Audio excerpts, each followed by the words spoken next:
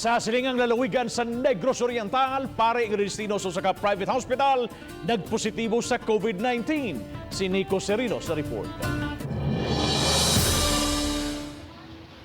Nagpositibo ang 34 anyos nga pari nga didestino isip chaplain sa usa ka pribadong ospital sa Dumaguete City. Nabantayan nga nagpakita siya og flu-like symptoms. Tungod niini, gipaubos dayon sa swab test ang pari. Sa iyang RT-PCR test result, nasuta nga positibo kini sa virus.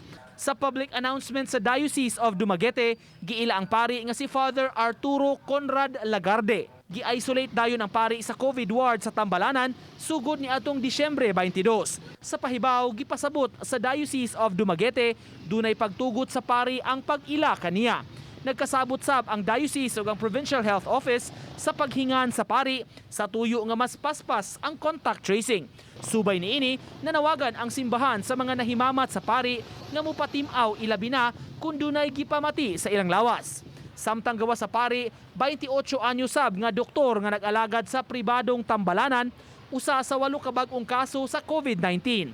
Laing natakdan ang 48 anyos nga kawani sa kagamhanan. Musumada na sa 916 ang makaso sa COVID-19 sa probinsya. 28 ang nakalas. Muabot sab hinuon sa 744 ang naka-recover, samtang 144 ang active cases. Yes, no, this is already done by our contact tracing team and we just wait for the official timeline that will be posted in Dumaguete. Nico Sereno, Balitang Bisdak.